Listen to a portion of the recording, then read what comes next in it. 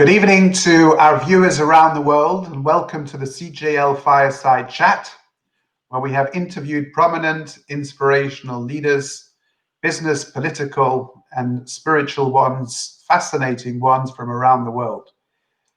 I must say it's been a great pleasure and honor and fascinating in being able to be in touch with so many people, particularly in these very crazy times in which we find ourselves. Tonight, we are honored to host Rabbi Manis Friedman, rabbi, author, and social philosopher. I would say on a personal level, he is particularly well known for his ability, I would say unique ability, to distill profound and complex ideas in a simple and concise way. I think it was Einstein who once said that if you can't explain something well, it's because you don't understand it well. He is based in New York City. Rabbi Friedman, welcome, and thank you for joining us this evening. I'm expecting to have a lot of fun. Me too, and certainly all our viewers, wherever they are. We are living, as I said, in very strange times, and even words are difficult or hard to describe or capture exactly what is going on.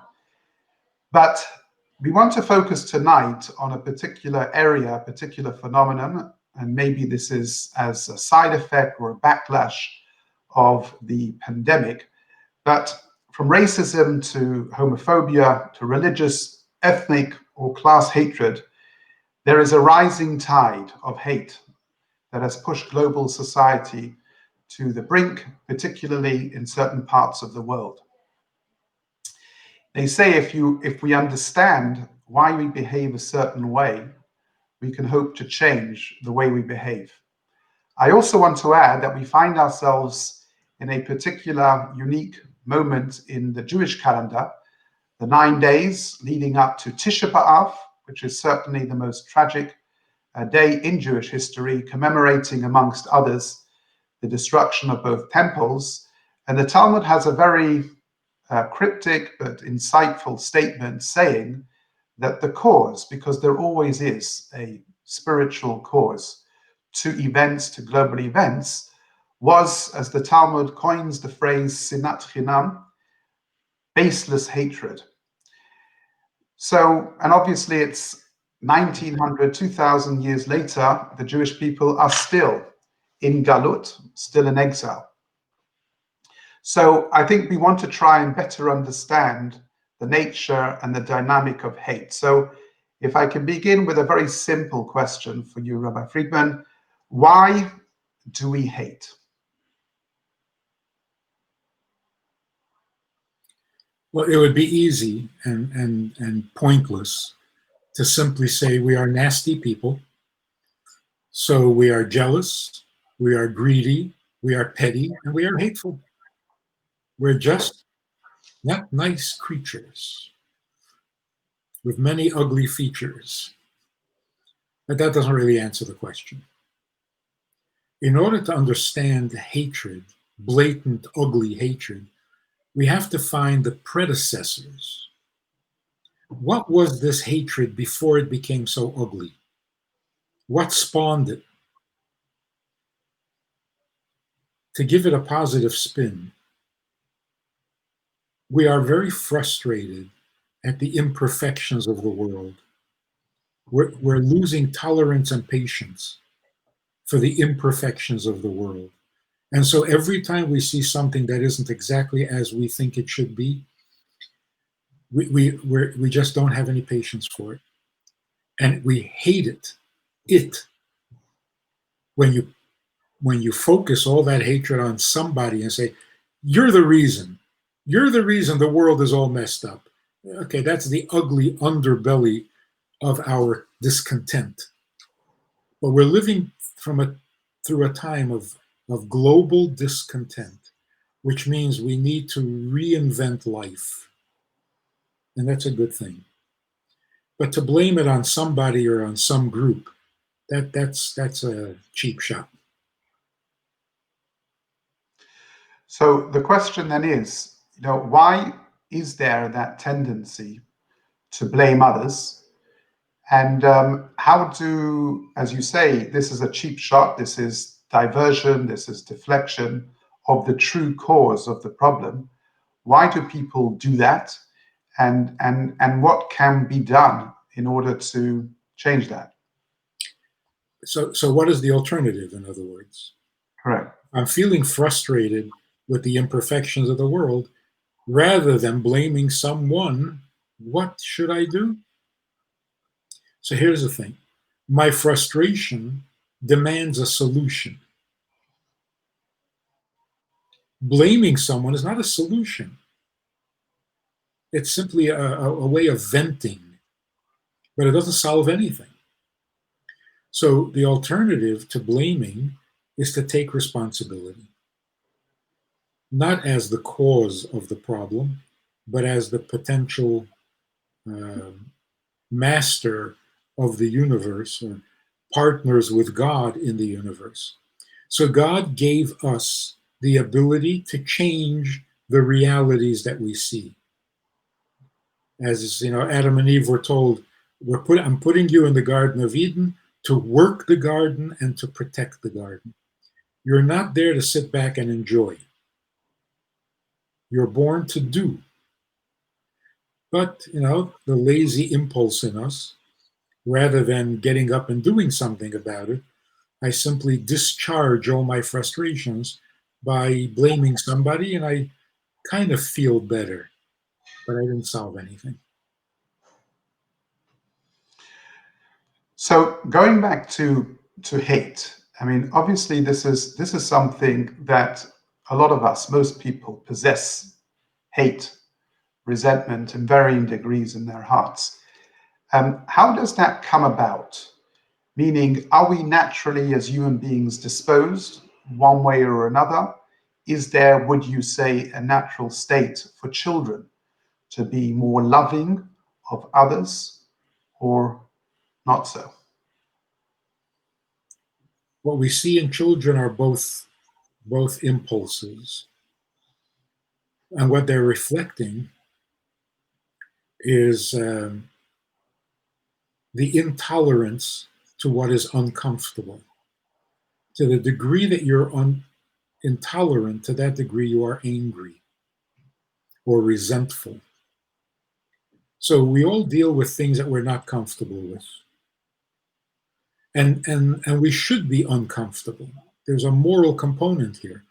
If you're not uncomfortable with evil, if you're not uncomfortable with ugliness, then you're becoming part of that evil and part of that ugliness.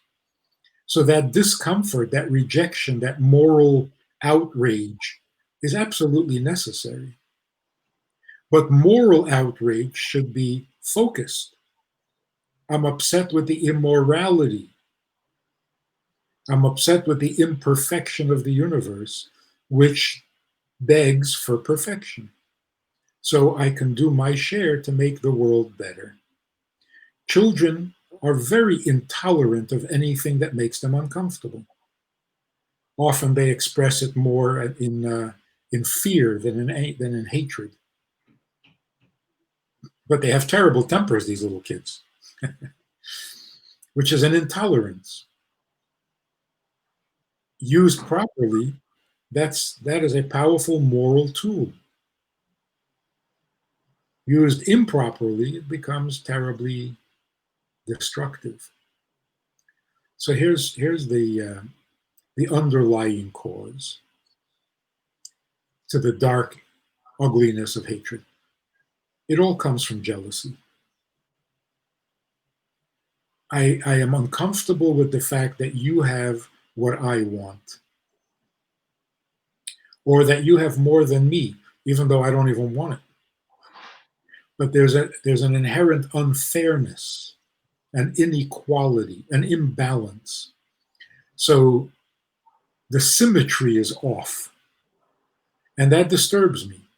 I want everything to be perfectly balanced, perfectly aligned, perfectly symmetrical, and then I can relax. Again, a good thing. But that symmetry needs to be created. On the other hand, there's a certain power and attraction to that which is not symmetrical. In advertising, they have this, put the picture a little off center and it'll get more attention. So God created a world that is asymmetrical. People are not equal. There are the rich and there's the poor. There are the strong and there's the weak. There are the entitled and the unentitled. Exactly the way God created the world. That is not human discrimination. That's natural discrimination.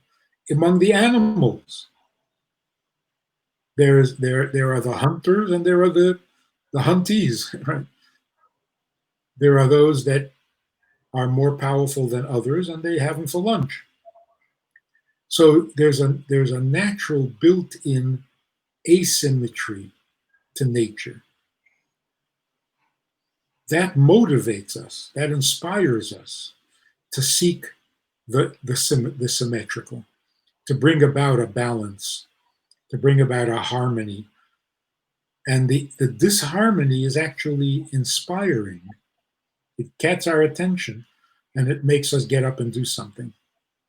But those who notice the discomfort with the asymmetrical and then simply react with anger and frustration, they're not part of the solution, they're part of the problem. So what is jealousy? Jealousy is a reaction to an asymmetrical world. Why isn't everybody equally beautiful? Why isn't everybody equally strong, equally smart, equally rich? Why? Because each of us has an individual, tailor-made mission for why we are here in this world. That's a positive thing, not a negative thing. And because we each have our unique condition, asymmetrical, that's why when we all do our little piece, our unique, individualized mission, together it will result in a great harmony where the world will come together like a perfect puzzle with every piece fitting perfectly, and the result is a more godly universe here on earth than is possible in heaven. So let me ask you like this. Two questions come to mind. Number one, focusing on the times in which we find ourselves, particularly over the recent past, where it's clear to all there is massive polarization across the world, politically, socially, and that is getting stronger and stronger, more heated, more animated. And where there was in the past dialogue, discussion, respect for another person's view, today that is less so. And that trend seems to be getting stronger and stronger. My question is, how, just to better understand the trend and the causes of that trend, how do you explain why, particularly in our times, in the recent past, that polarization is getting stronger and stronger, the hate, the anger, the envy, as you mentioned, is more and more animated? Probably because the intolerance has gotten stronger. See, when you have two people, like you say, totally polarized, which means that each of them carries an irrational opinion that they can't even discuss, what they have in common is that they are both completely frustrated. So we're actually more the same, more alike than we want to admit. We're both frustrated, we're both dissatisfied with the world as it is, and we have no more tolerance for it. That's kind of a prelude to Mashiach. Before we can have that perfect world, we have to have a thorough rejection of the imperfections that we've been living with. As long as there's still some tolerance for it, we're not going to have the alternative, the perfect world. So I think we're going through that now. Everyone is intolerant. We're just not sure what we're intolerant about. But everybody's intolerant about something, about nothing, about everything. Because the world as it is now is no longer acceptable. We finally got there.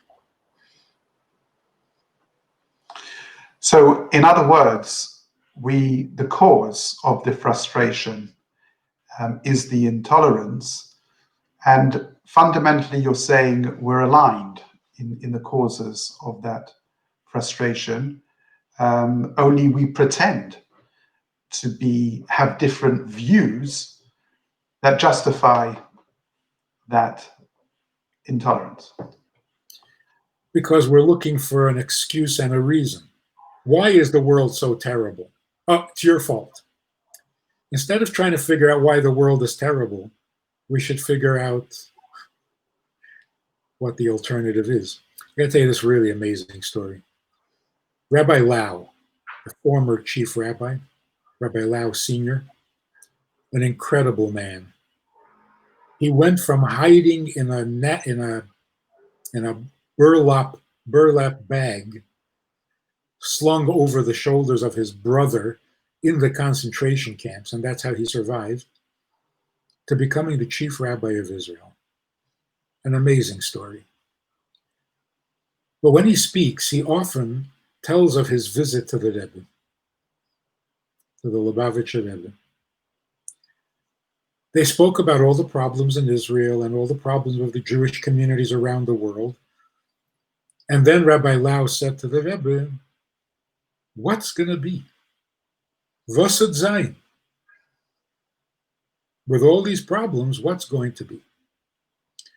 The Rebbe's answer to him was, rather than ask what's going to be, let's ask what more we can do to make things better. Rabbi Lau quotes the Rebbe often. The first time I heard it from him, I thought, what's wrong with asking what's going to be? Seems like a pretty relevant question. So the Rebbe could have said, well, let's talk about what more we can do. But why did he dismiss or reject the question of what's going to be? So my first thought was, this is how my mind works. My first thought was, what's going to be is a depressing question. Let's not go there. But of course, that didn't sound like the Rebbe at all. Not the Rebbe's style, character, nothing. So think again. I thought what the Rebbe was doing is focusing on the practical. What's going to be, we really can't control. But what more we can do, that's practical. That we can make a plan and do it. Still didn't sound like the Rebbe. My third thought was, if you were to ask the Rebbe what's going to be, what would the Rebbe's answer be? The Rebbe's answer would be, what kind of question is that? What's going to be? It's going to be wonderful. Mashiach is going to come. The world is going to serve God in harmony. Everything will be good. There will be no more illness, no more pain, no more tears. What's going to be? What kind of question is that? We know what's going to be, and it's going to be wonderful. Now, if you really believe that, then you have no further questions, right? So the Rebbe says, no. It's going to be wonderful, and you still have a question. The question is, what more can we do? Knowing that the result or the end is going to inevitably, without question, without doubt, it's going to be great. But to think that it's going to become great without any contribution from me? What am I, a spectator? Chopped liver? I don't want it to happen without me. I want to feel like I contributed. So what's going to be? Don't even bother asking. We know the answer. Does that mean we don't have to do anything? On the contrary, it's going to be that great and I'll have no part in it. So let's think about what more we can do, our little piece, because that's what we're here for. But following that thought, which is obviously sums up the Rebbe in a way. In other words, the Rebbe put it that for thousands of years, the conventional wisdom or even attitude and approach to the future was a Jew waits for Mashiach, right? And even in the prayers, Chakaloi, we await, we eagerly await, but it's a sort of passive state. The Rebbe introduced in the certain from the very beginning, but more pronounced and overtly later on, that you don't wait for Mashiach, you bring Mashiach. Lahavi li moisa Mashiach. So we must be proactive in order to make it happen. The question is, with all of that, if you would take the poll or the pulse of the Jewish people, including and perhaps especially, let's just say, religious Jews across the spectrum, how do you think they honestly live their day-to-day lives? Is it, are we waiting for Mashiach, or am I bringing Mashiach? That is a very good point, because the Rebbe revolutionized the entire concept. Traditionally, like you say, it was a matter of waiting. And the wish, the prayer was, Deleb Mashiach. I just want to live long enough to see it happen. Very passive. But more than that, people believed that you're supposed to believe in Mashiach. And the stronger your belief, the better. The Rebbe, in effect, I'm paraphrasing, of course, the Rebbe said, I don't want to believe in Mashiach anymore. We've believed in Mashiach for 2,000 years, and that was right, that was necessary, that was appropriate. But now that we're this close to Mashiach, believing is no longer valuable. I don't want to believe in Mashiach, I want to see Mashiach.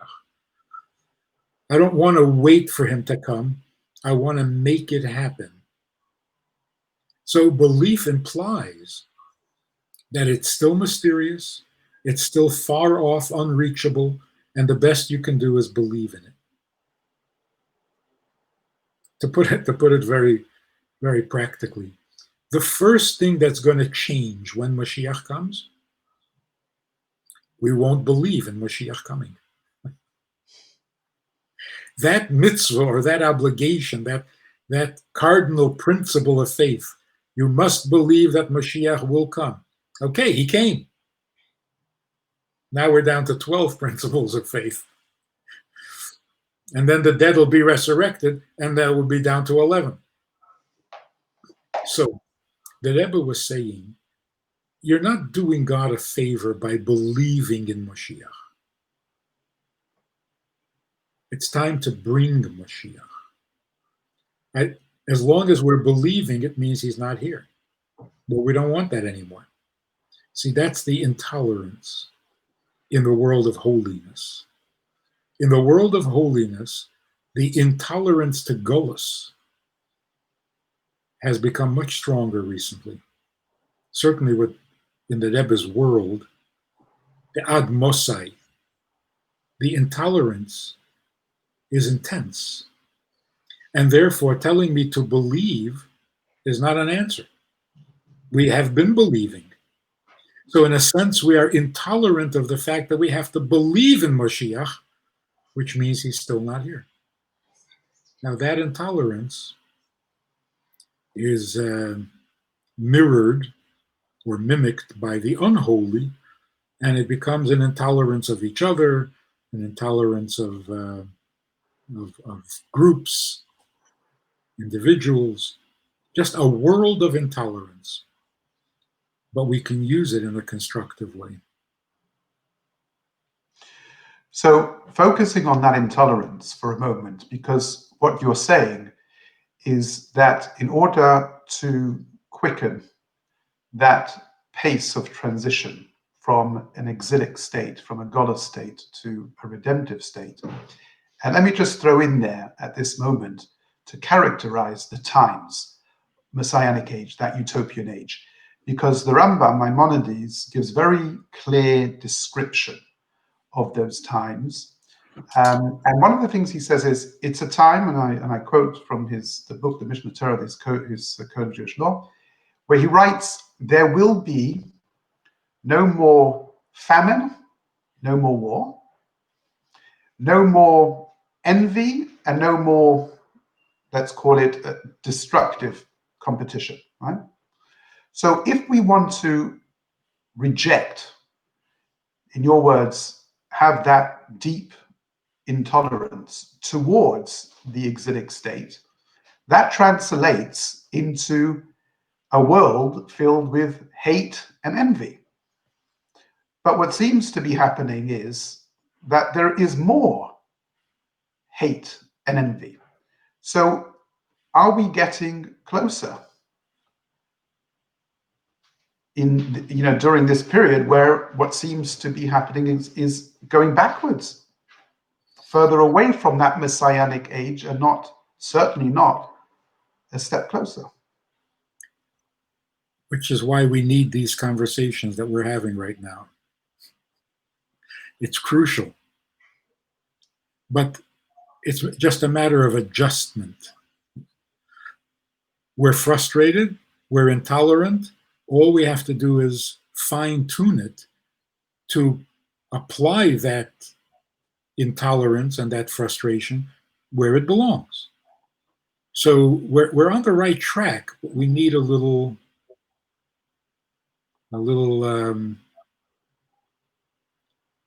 fine-tuning to get it to exactly to where it belongs and to where it's productive. It's interesting how the Rambam you're quoting. There will be no war, there will be no hunger, there will be no competition. Those are the things that we can't tolerate anymore.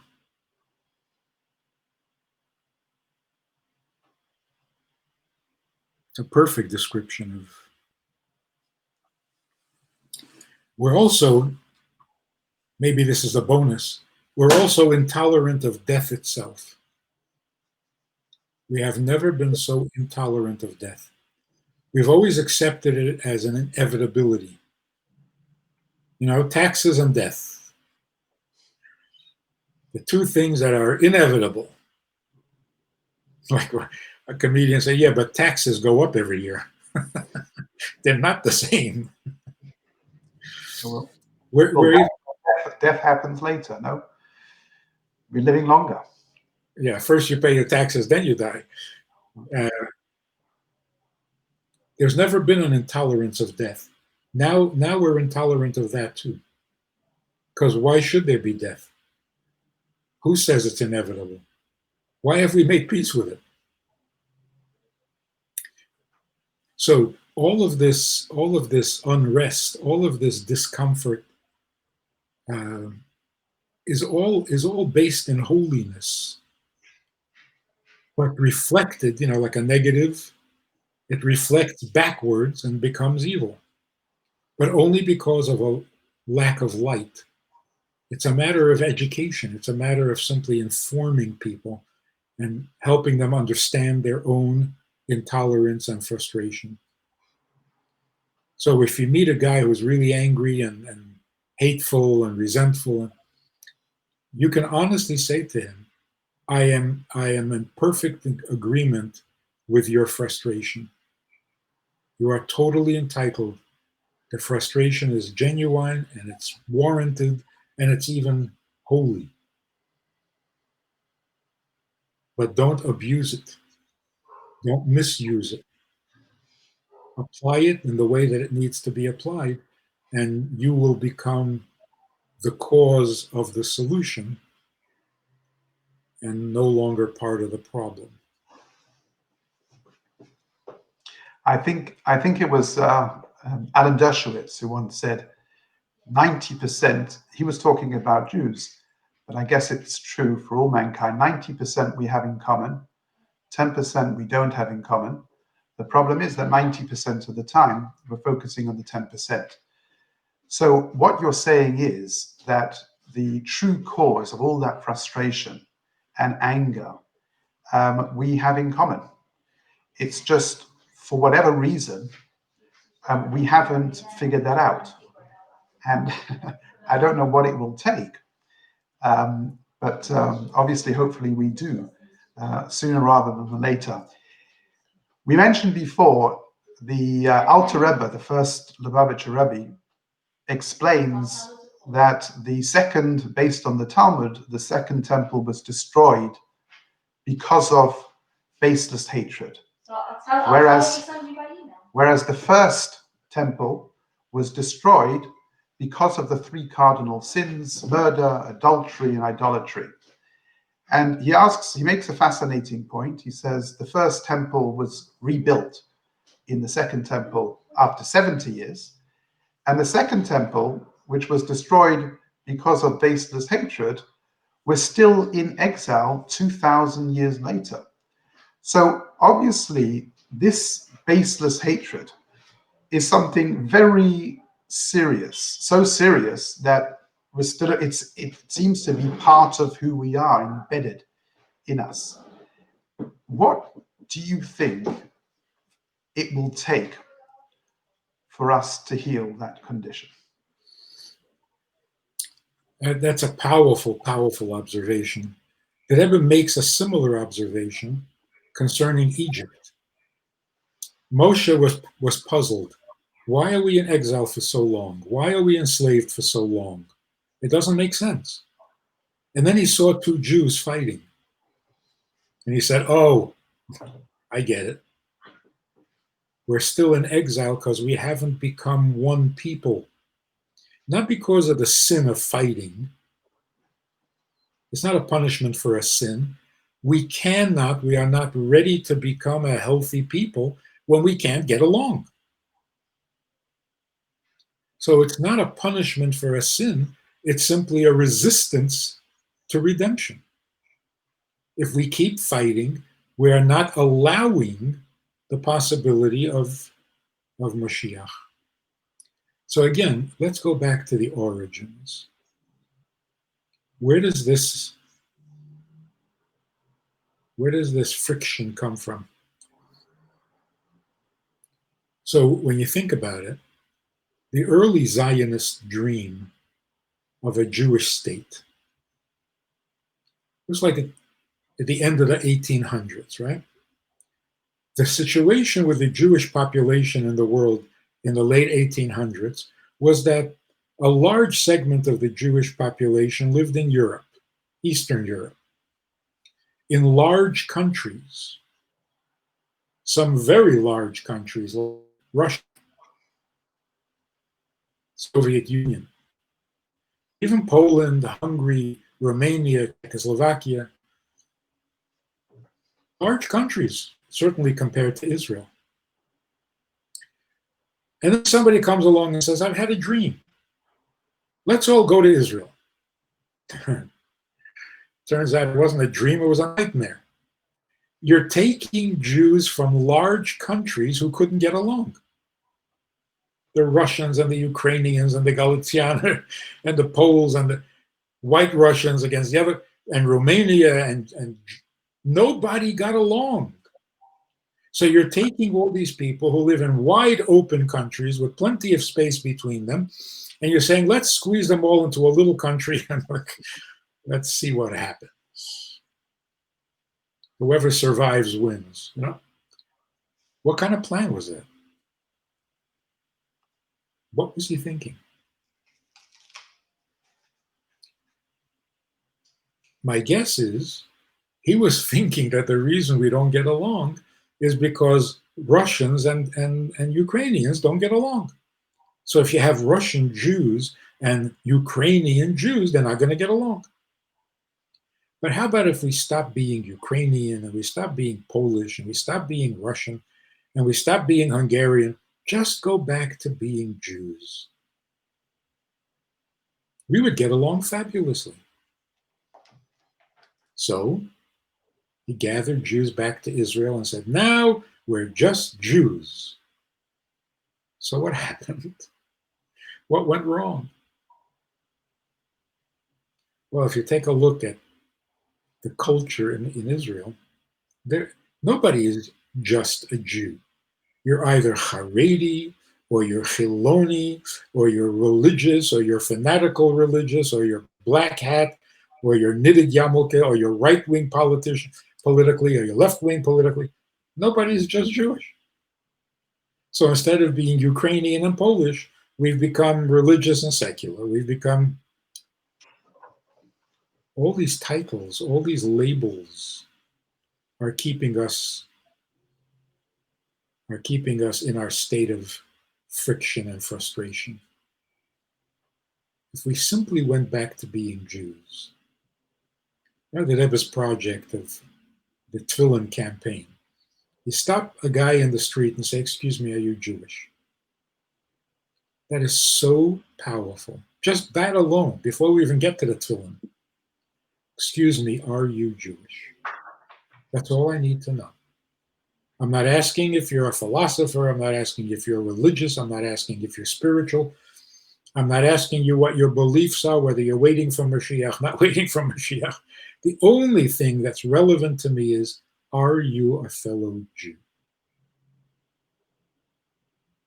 If we could promote that attitude, we would be moving in the right direction. A fellow Jew, that's all I need to know.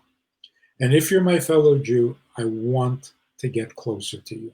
I want to do you a favor. I want to bridge the gap between us.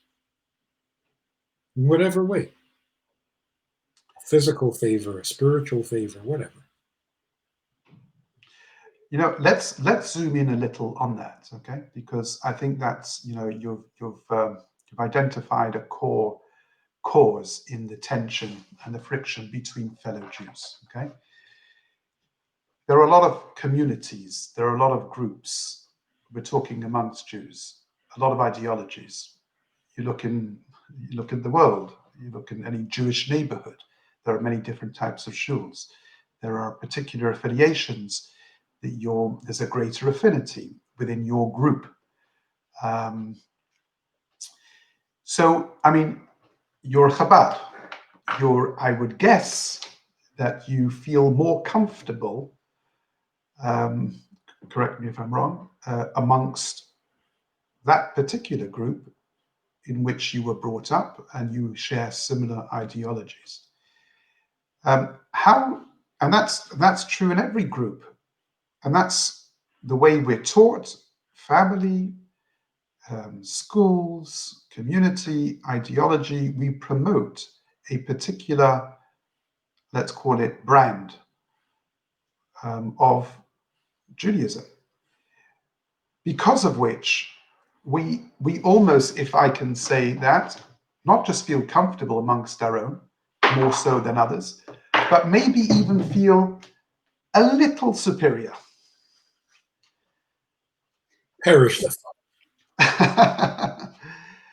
My question is like this, because you've coined it nicely, and in theoretical terms, it sounds very nice, that to go back to being Jewish, let's talk about Jews in the desert. They received the Torah, it's one size fits all, there's one large community. Yes, there's lots of problems there, but you don't have the labelings, or not as much, as you do today. How, on a practical level, would you suggest that Jews, communities, and the leaders leading these communities bring the Jews back home to that pristine state? I think that's why Chabad is so tuned to the outside world, because it was never meant to be a parochial movement supporting itself. Being in your comfort zone, yes, it is more comfortable. And yes, there's a feeling of superiority, for sure. Otherwise, why would I choose to be this and not something else? Of course, because I think this is the best.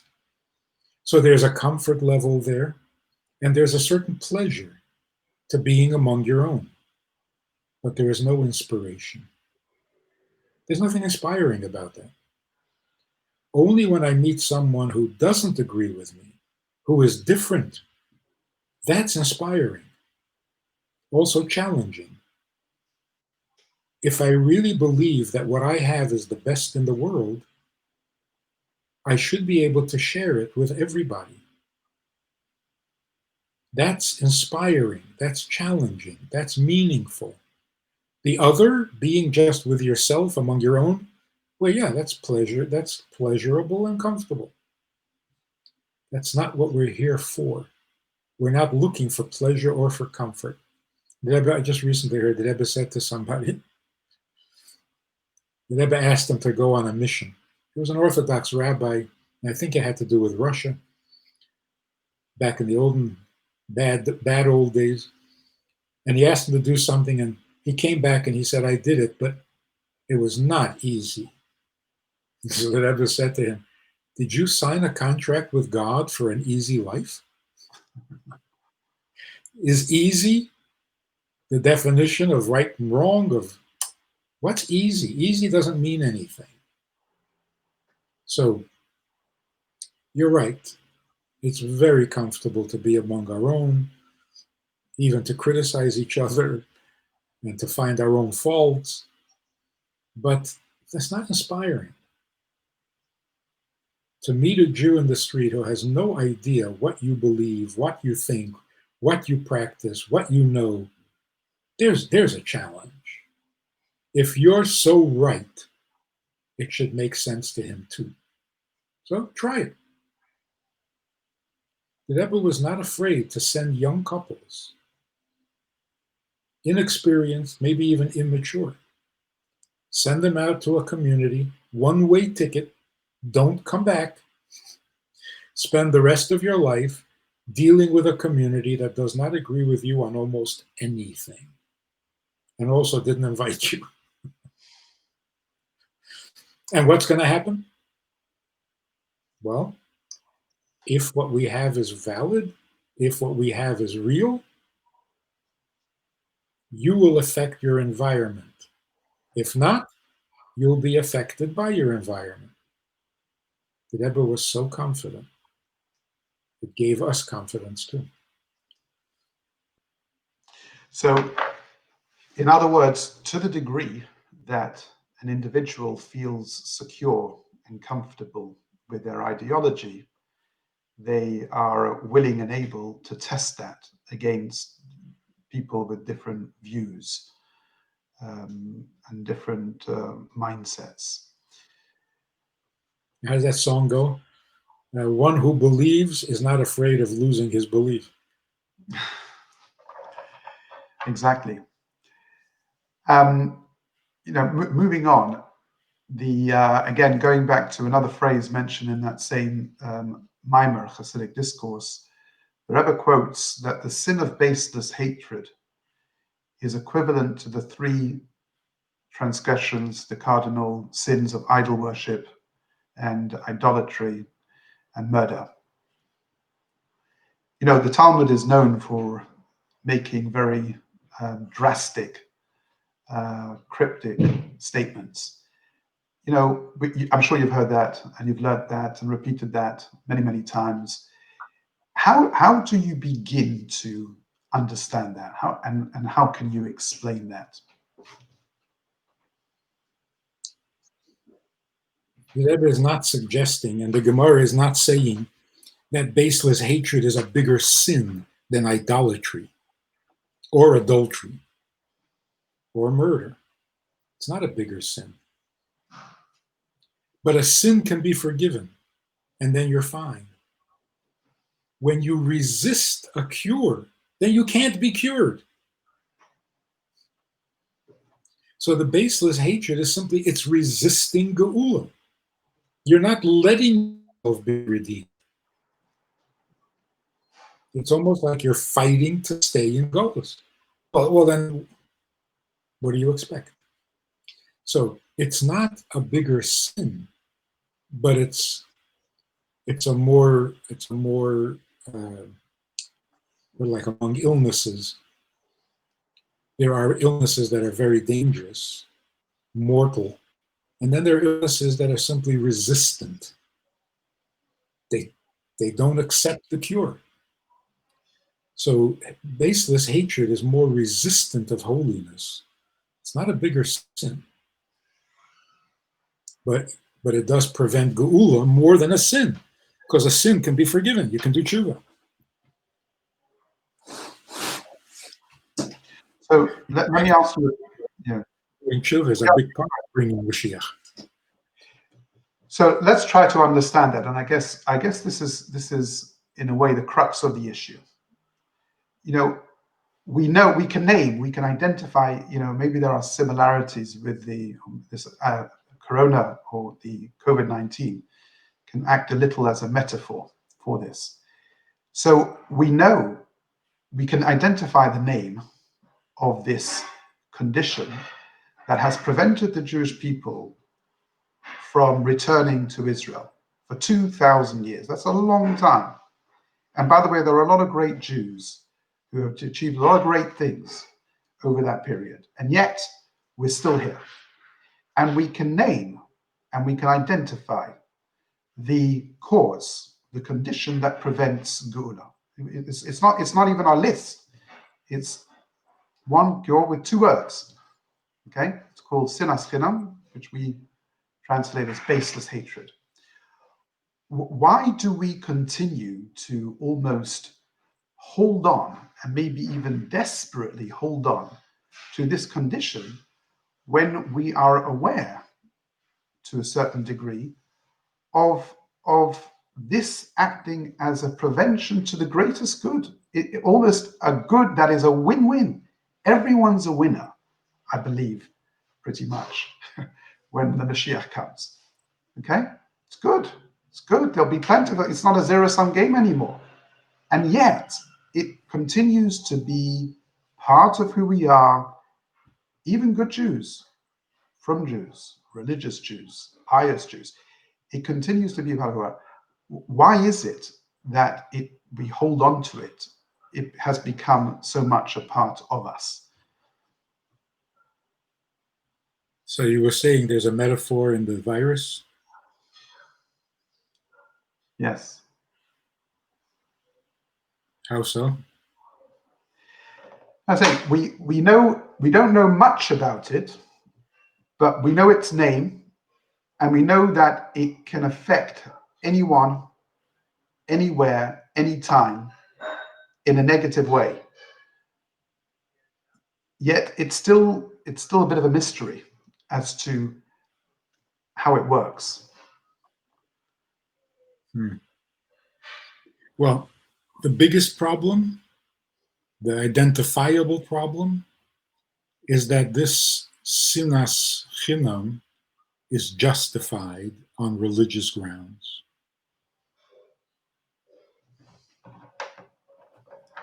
I'm supposed to object to your way of doing things. If I don't object, if I don't condemn you, then I'm not doing my job. Something that Rebbe fought against intensely, bitterly. When rabbis or leaders, teachers come out publicly and blame all our problems on that one's sin and this one's sin, and you got to stop doing that. It's not helpful. It's not what God requires of us. And there's nothing holy about it. You're not going to become a bigger tzaddik by exposing the sins of others. And yet, it's an old habit, I think, and it's the Baal Shem Tov 300 years ago fought against this attitude and taught us the opposite and gave us an alternative way of thinking. but we need to share it more with others. If you justify, you prolong. Take away the justification, and it's a lot easier to get rid of the problem. So no, you're not a very moral person when you blame others for their immorality. It doesn't make you a tzaddik. So don't do that. Certainly, relieve yourself of that obligation. You're not obligated to be critical and condemning. Well, if I can just ask a question on that. Obviously, one of the 613 commandments, the mitzvah to rebuke or reprimand, I think the Rebbe once, it might even have been to Rabbi Sachs, Lord Rabbi Sachs, previous chief rabbi of the United Kingdom, who wrote in his thesis to the Rebbe on the subject and used the word rebuke to translate and the Rebbe said he believed there was better words to be used. I think subsequently he found out that rebuke comes from the French word, Old French, meaning to break. And obviously the Rebbe didn't like that word because heichacha is not to break, it's to build and make someone better. But to a lot of religious Jews, that's a 613 mitzvah, part of the mitzvahs, to reprimand, and we have responsibility, and everyone's responsible for each other. Otherwise, we're implicated, we're an accomplice. So how do you switch that great responsibility we all have to influence and impact and take responsibility for others from a negative, as in the rebuke, to a positive? How does that work? Did the Rebbe offer an alternative word? I don't believe so. I just find it fascinating that a rabbi from Brooklyn is correcting a British rabbi in his English. He was, at the time, he was a student at Cambridge University. Yeah. So my question in a concise terms is, how do we switch that, let's just say, sense of responsibility that people have, because of which we're pointing the negative in others, to influencing in a positive way? So the Alter Rebbe says in Tanya, rebuke is appropriate if you're talking about someone who is as educated in Torah as you and is yet misbehaving. Then what could be missing? Maybe a few strongly worded reminders of what's right and wrong. We'll put them back on the right path. But if you're talking to somebody who has not been educated, rebuke is totally inappropriate. Educate him. You're rebuking him as if he is refusing to do the mitzvah. He doesn't know the mitzvah. What are you rebuking? And even if he knows the mitzvah, nothing ever inspired him. So give him inspiration. Rebuke is the last thing when you've tried everything else. He's educated, he's inspired, he knows, and yet he doesn't behave. Then rebuke is appropriate, helpful. Otherwise, it's not called for. Educate. And here's an important thing. You can read the Torah and become as aggressive and as violent as Taliban. Yes, it says in the Torah that for this sin you get this punishment. How are we supposed to respond to that? God makes certain people poor and hungry. What's our response? Feed them. God makes people sick. What is our response? Find the cure. Heal them. God puts certain people in dangerous circumstances. Our job? Save them. That's like Judaism 101. When God says to Moshe, the people are deserving of punishment, what's Moshe's job? to defend. So we don't say, oh, people are poor. They're probably meant to be poor. That's good. Fine. It's what God wants. When God says, I think this person should be punished, our job is to say, he doesn't deserve punishment. He didn't mean it. It wasn't intentional. He'll do better next time. We defend. We always defend. So even if you find a quote in the Torah that says that you should rebuke and you should condemn, our job is to defend. It's not holy and it's not virtuous to approve of God's judgments. We approve of God's kindness. We participate in God's kindness. We're not invited to participate in God's judgment. That's just not Jewish. But there's this beautiful thing. In one of the infamous debates, between the church and the rabbi, the spokesman for the church asked the rabbi, and I remember who it was. I don't think it was the Ramban.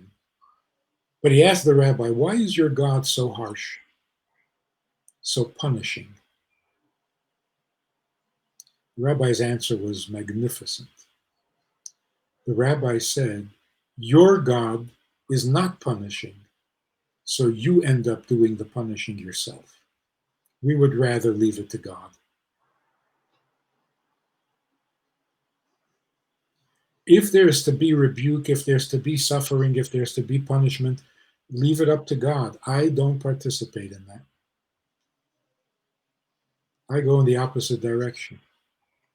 Avraham argued in the defense of Sodom, even after God told him specifically, I'm going to punish them because they're exceedingly evil.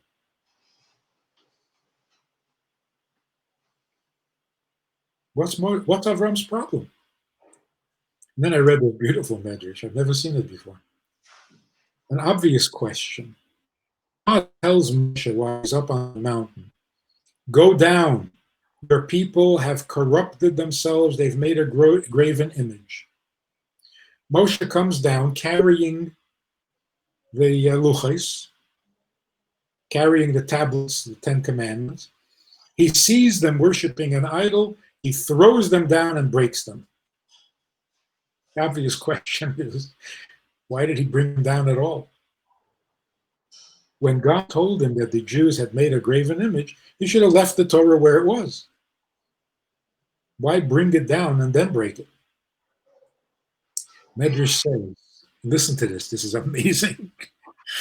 The Medrash says, Moshe did not believe that the Jews would make an idol. Not until he saw it with his own eyes did he give up on the luchos. Now, wait a minute. Who told him that the Jews had made an idol? God himself. And Moshe said, nah, don't believe it. See, that's Jewish. God might judge them as having made an idol. But on a human level, nah, come on. You see, this is all, it's very inspiring. It's very uplifting. It's certainly empowering, this view, this approach that we are in fact partners with God. So God creates an imperfect world, wanting to empower us, inviting us to become, equity stakeholders in this enterprise. And we are fixing God's world, which is, if you think about it, it's an extraordinary statement. I think the problem lies in many people, Jews included, can't believe that they matter as much as God has invited them to matter. I mean, do you think that's an issue? And what do we do to to educate and let people know, hey, you're more responsible than you think. I'm really glad you brought that up. It's my favorite subject. We're educated in the yeshiva to understand and appreciate how much we need him. Can't move without him, can't succeed without him, can't live without him. Can't. We're so dependent on him. We need him so much. And that's Judaism.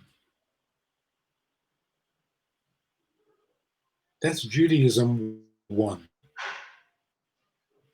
That's what you tell children. And it's true. But it's fundamental, basic, beginner's Judaism. The truth of Judaism is how much he needs us. Otherwise, how are we serving him? Focusing on how much we need him doesn't encourage serving him. It becomes self-serving. I need him to take care of me. That's not Judaism. It's a fact of life, of course. True of everything in the world. Without God's attention, the tree can't exist. That's not Judaism. That's the venue. That's where Judaism needs to be carried out. But being dependent on God is not Judaism. We kind of neglect in the yeshiva. We neglect the real message or punchline of what Torah reveals, because it's a revelation. It reveals God's need for us. Our need for him we would know without God, without a Torah.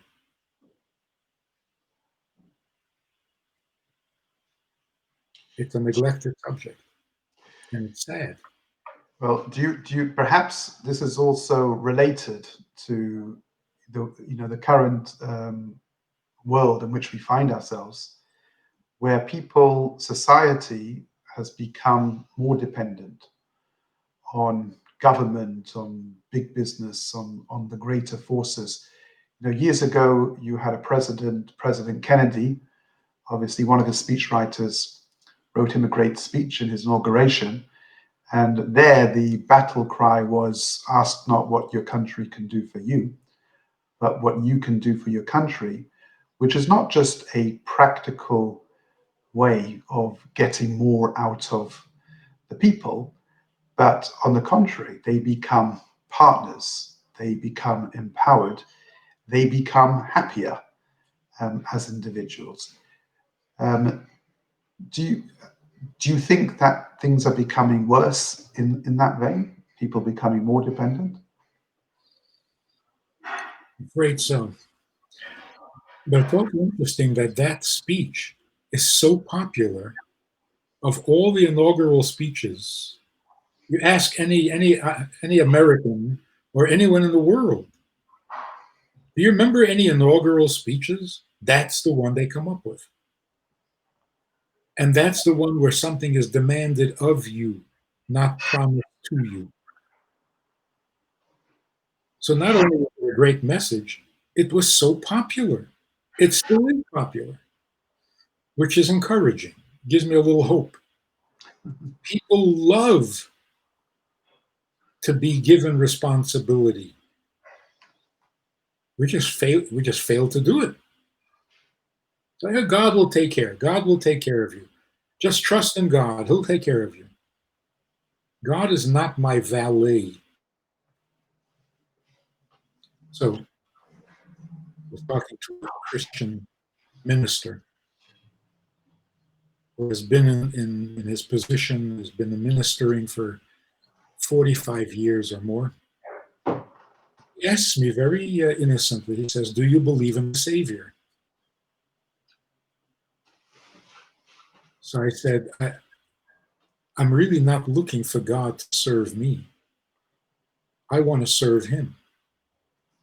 And this man started to cry. He said, I never even thought of that. How does it make sense? God exists to serve me?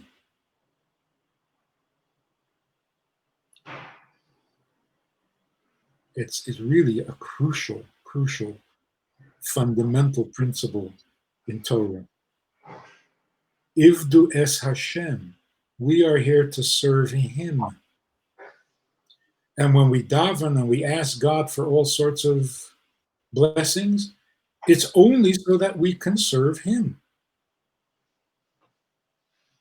We're asking God, you take care of our needs because we want to be busy taking care of your needs. That's Avodas Hashem. Yeah, look, it's very counterintuitive, and I mean, I guess what I'm trying to understand is if it's so empowering, how come leaders today? Let's talk about political leaders without getting into the politics. How come political leaders don't use that attitude, that approach? You just don't hear it. And it's true of teachers and yeshivas also. Why do we have this unspoken and unquestioned assumption that unless I offer something for you, unless I bribe you to do the right thing, you're not going to do it? It's underestimating human beings. It's underestimating our children. It's not true. We love being challenged in our altruism, in our selflessness. We love it. You don't have to pay me every time I do something right.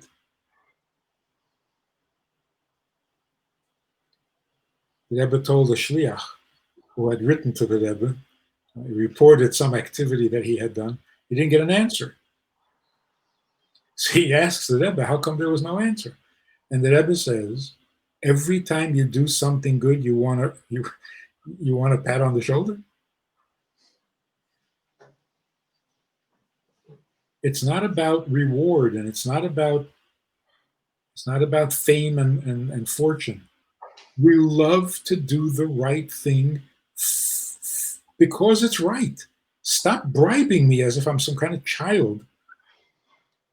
But that's the assumption. The assumption is, what's in it for me is the average person's question. But it's not, like President Kennedy's speech proved. Stop bribing me. I have more idealism than that. It's interesting how along those lines, one of the last talks, most famous talks the Rebbe gave was along those lines, where the Rebbe said that I have done my job, I have done all that I can do. Now I'm giving it over to you. It's up to you. In other words, if we can say, the Rebbe is almost or maybe giving the responsibility to us. Now, how those words were difficult then and continue to be difficult to those close to the Rebbe, who relied on him, who depended on him. They were very uncomfortable to the extent that many resisted the simple and literal meaning of those words. Remember that Israeli minister, who asked the Rebbe, did you light my fire? Yeah. And the Rebbe's answer was, I gave you the match. Now you can light your own fire. In that talk that upset so many people, the Rebbe's actual words were, I've done everything I could do. The only thing left that I still can do is give it over to you. I think that's significant. It's not, I've run out of ideas, so I'm giving it over to you. I can give it over to you. There's a lot of meaning to that. I've prepared you, I've educated you, I've inspired you, and yes, you are ready to take over. I can give it over to you. That's an amazing statement, both about us and about the Rebbe. People thought, smart people thought that without the Rebbe, it would all fall apart. And it was pretty justified, because in normal, historically, when a leader of that caliber and of that level, when that leader goes, the movement goes. What they didn't understand is that the Rebbe was an educator, not a charismatic leader. The fact that the Rebbe could say, I can give it over to you, that is not failure. That is the ultimate success on his part. And it's a great compliment to us. So are we doing it without him? No, we're not doing it without him. We are imbued with his information, with his knowledge, with his inspiration, with it. We picked it up. We got it. That is amazing. We've got time for just one or two more questions.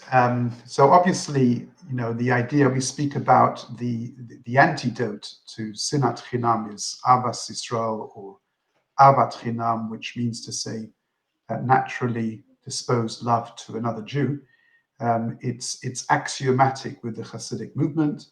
There was, if you can capture the Rebbe's, everything he tried to achieve was to implement that in this world, and obviously that is summed up with that beautiful statement from Hillel, where he's asked by the convert to sum up the entire Torah whilst he's standing on one foot, and he says, that which you do not like done to yourself, do not do unto others.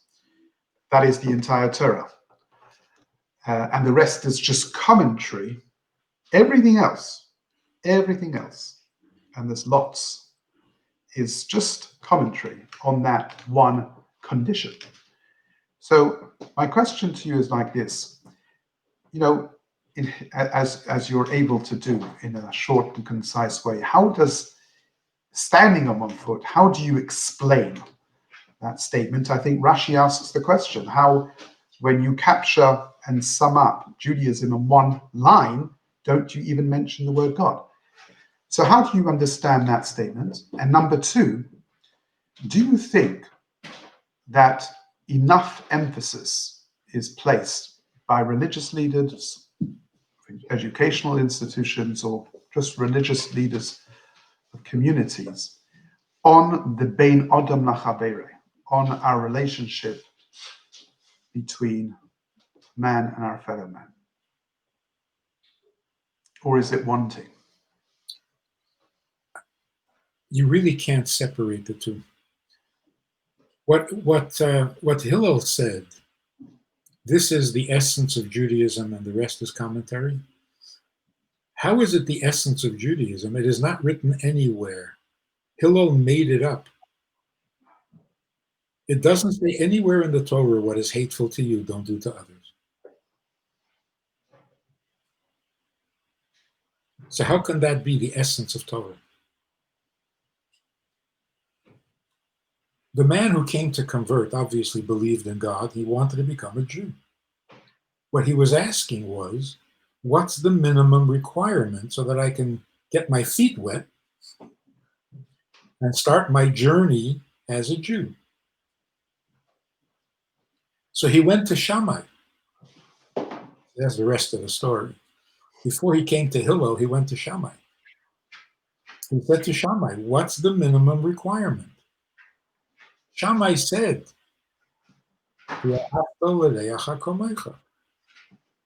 love your fellow Jew as yourself. The man said, every Jew?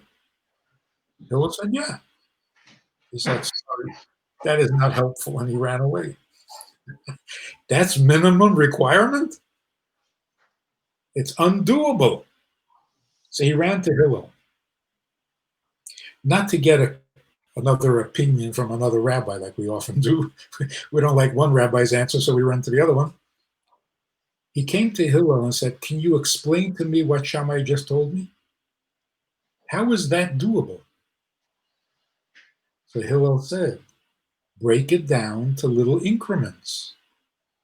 How do you love your fellow Jew before you get to love him as much as yourself?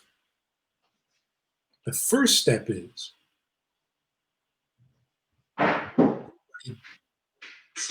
don't do to him what you don't want done to you.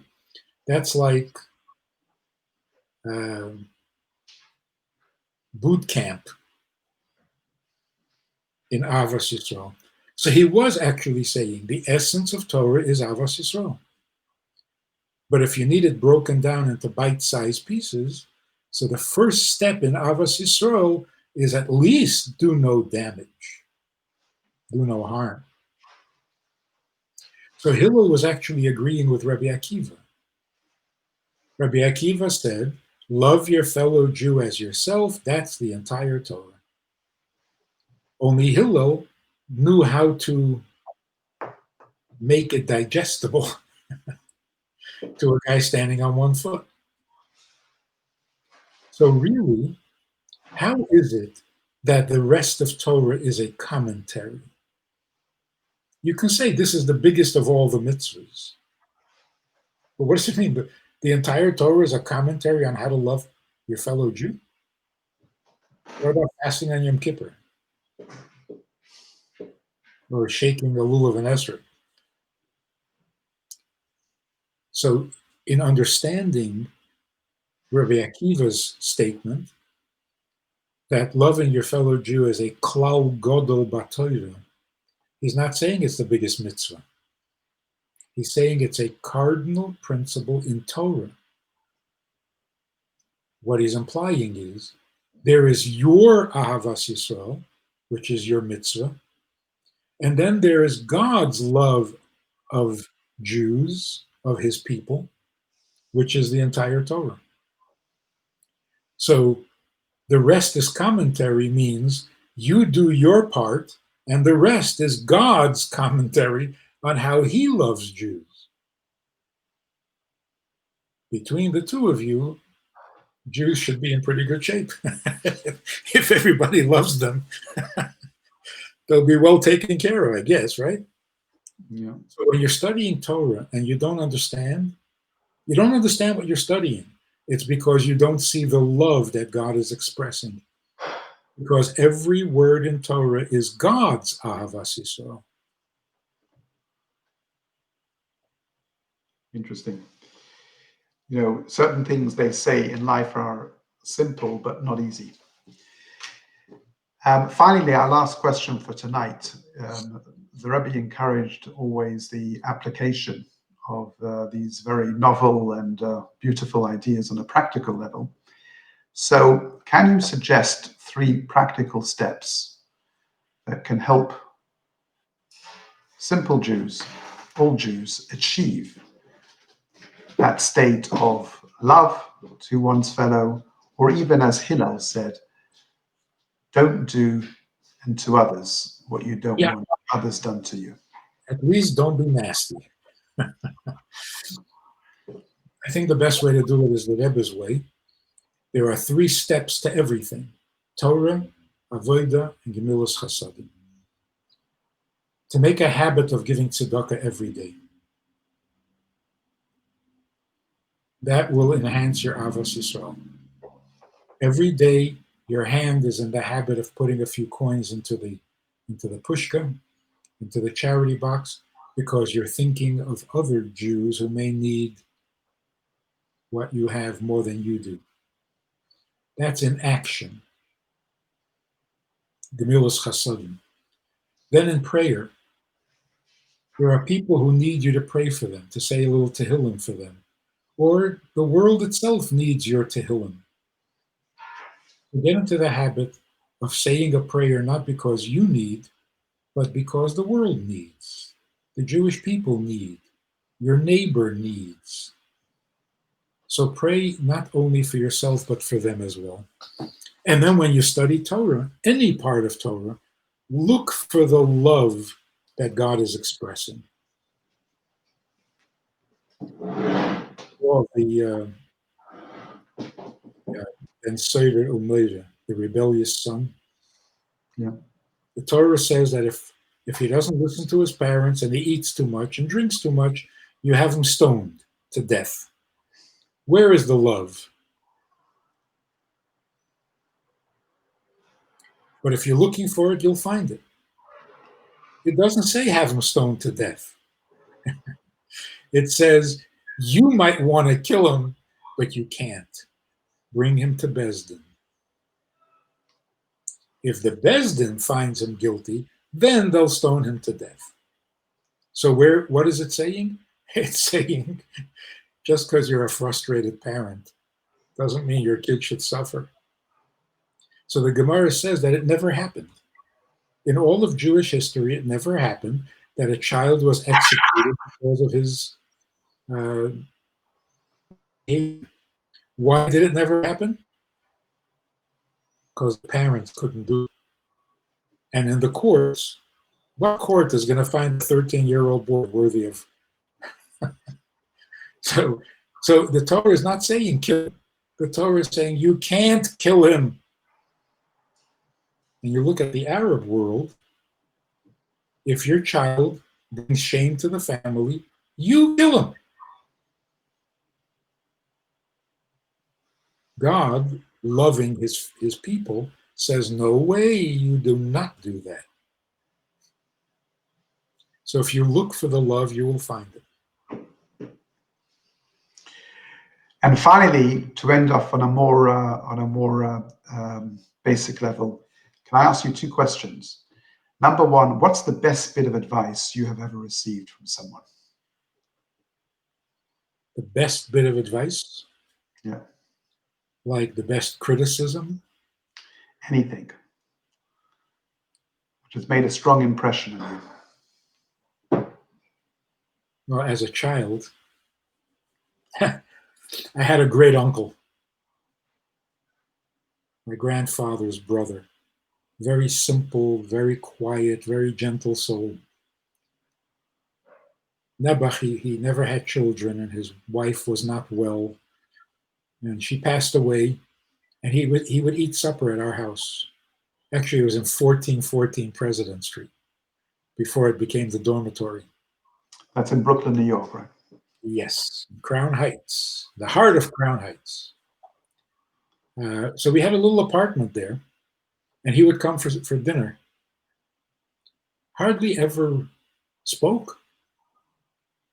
Very gentle, quiet soul, but very, very moral, very principled. Anyway, so we're sitting at the table. He's sitting across from me. My mother is right behind me, standing at the sink. There's literally no empty space between us. It's a little tiny kitchen. I say to my mother, Ma, can I have a spoon? This gentle, quiet man had a fit of, he turned purple. And he said in Yiddish, how dare you use your mother? Wat nutzen sich mit dem Mann? And then he like, oh, sorry, not my place to say. And that's it. It was, that reaction was so amazingly, like, to this day. I mean, every time I would come home to my mother, she would say, "Would you like a cup of tea?" And I was like, "Is Fatah Chaim around? Will he come scream at me?" The mitzvah of honoring your parents includes what is hateful to you, don't do to others. At least don't use your mother. You're supposed to be doing the simple tasks for her. Asking her to do a simple task for you, to Uncle Chaim, that was like the most vile, objectionable, unthinkable behavior. Jungle. What is this? Using your mother as a shortcut? Get up and get the spoon yourself. We neglect that very badly. People don't even think twice. They call their mother and say, "Can you run an errand for me?" That is so against the fifth commandment. So I hope there are a lot of children out there listening to this, and many of us are children in varying stages in our lives. One final question. One of the richest words in the Jewish language, in Yiddish, is the word Mensch. What does the word Mensch mean to you? It is meant to drive you crazy. It is purposely left vague so that you're always guessing. I remember that frustration, Like I would get up from the table and somebody would say to me, "Clear away your plate, be a mensch." I thought, okay, so a mensch clears up after himself.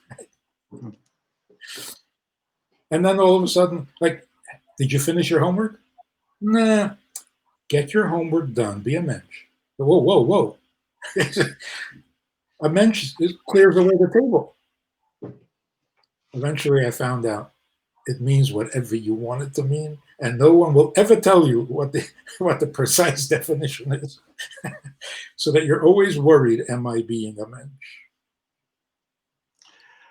Rabbi Friedman, thank you very, very much for that fascinating insights and humor and novel ideas. There's a lot to be learned. There's a lot to be inspired about, and certainly to provoke many of us to think a little differently and to challenge us and to empower us during these very challenging times. We thank you again for joining us, and we wish you and all your family much success in all your endeavors, but most importantly, health and nachas from all your children, your grandchildren, and your great-grandchildren, and they should have a lot of nachas from you too.